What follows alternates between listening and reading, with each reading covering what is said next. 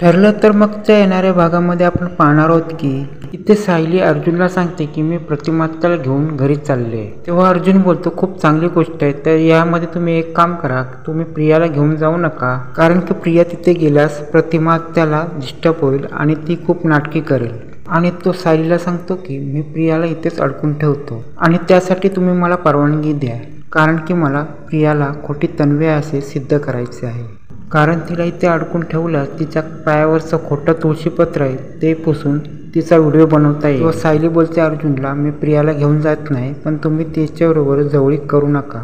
तेव्हा अर्जुन बोलतो सायलीला मी काय प्रियाबरोबर जवळीक करणार नाही, पण तुम्ही एक काम करा की प्रियाला काय कळून देऊ नका, तिला अडकवून इथे मी की तिला खोटे तन्वी असे करून सिद्ध करायचे आहे. तेव्हा सायली बोलते मी नाही सांगणार. तेव्हा अर्जुन सायलीला नोटबुक देऊन तिथे ज्या घडलेल्या गोष्टी याच्यात नोट करून इथे आल्यास त्या गोष्टी स्टडी करून खूप उपयुक्त होईल. आणि अर्जुन सायलीला सांगतो की तुम्ही कुसुमताईला तिकडे घेऊन जावा, कारण की कुसुमताई आणि प्रतिमाचं बॉन्डिंग चांगलं आहे आणि हा बॉन्ड चांगला असल्यामुळे आपण कुसुमताईचा वापर करायचा. ते सायली प्रतिमात्याला सांगते की कुसुमात्याला पण तुमच्या घरी घेऊन जाऊया का.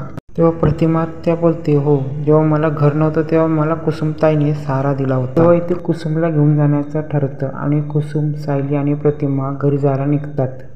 तेव्हा कुसुम बोलते सेम टू सेम तुमच्याच सारखी आहे सायली, तिचं वागणं बोलणं सगळं सेम तुमच्याच सारखं आहे. तेव्हा प्रतिमा बोलते हो, ही मुलगी माझ्या जीवनात आल्यापासून ही मला माझीच मुलगी वाटते. तेव्हा सायली कुसुमला सांगते प्रतिमाला असं वाटतं की तिची मुलगी प्रिया नसून ही सायली आहे. तेव्हा प्रतिमा बोलते प्रियामध्ये माझ्या मुलीची झलक वाटतच नाही, सायली हीच माझी मुलगी आहे असं मला वाटतं. तेव्हा रविराज बोलतात हा योगायोग कसा असेल. जेव्हा मी हिला पहिल्यांदा देवळामध्ये भेटलो होतो तिच्या डोक्यावर मायेने हात फिरवला, मला तुझी झलक दिसली प्रतिमा.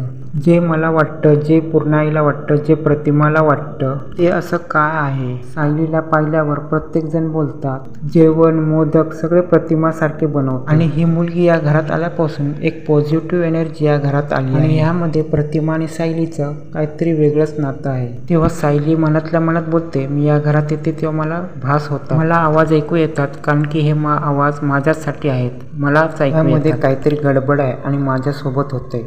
या प्रकारे सायली आपल्या मनाला समजवू लागते. तेव्हा कुसुम सांगते जेव्हा सायलीला मधुभाऊने देवळात पाहिलं तेव्हापासून त्या देवळात आमच्या आश्रमाची सुरुवात झाली. प्रतिमा बोलते कोणती तारीख. प्रतिमा बोलते 20 डिसेंबर 2000. तेव्हा प्रतिमा बोलते ती तारीख. तेव्हा सायली सांगते तेव्हा अर्जुन सरांचा वाढदिवस होता. अर्जुन सरांचा आणि माझा वाढदिवस एका दिवशी. बर्थ डेट माझी नाही, पण ज्या दिवशी मधु साहेबांना मी सापडले पासून ते माझा वाढदिवस करतात. तेव्हा रविराज विचार करतात सायली त्या दिवशी तू मधुभाऊंना सापडलीस त्या मंदिरात मी रात्री 10-1 वाजता रात्रीचे मी त्यांना सापडले. तेव्हा रविराज खूप मोठ्या प्रश्नात पडतात हे काय चाललं. तेव्हा रविराज मनातल्या मनात म्हणतात या गोष्टीत मला हरगर्जीपणा करता कामा नये आणि या खऱ्या खोट्यापर्यंत मला पोहोचलंच पाहिजे. तेव्हा सायली पण विचारत पडते ज्या दिवशी माझा ऍक्सिडेंट झालं त्या दिवशी मी तिकडे पोहोचले, या कशा गोष्टी घडल्या. तेव्हा कुसुम सांगते सायली ही मोठ्या घरातली चांगल्या घरातली मुलगी असू शकते, कारण की तिच्या हातामध्ये एक चांगलं महागडं खेळणं होतं आणि तिच्या कानामध्ये सुंदर खडे होते, ते तर माझ्या मुलीसाठी मी घेतले होते. प्रतिमा सांगते लाल कलरचे कानात आणि तिथे प्रतिमाची आठवण जागी होते.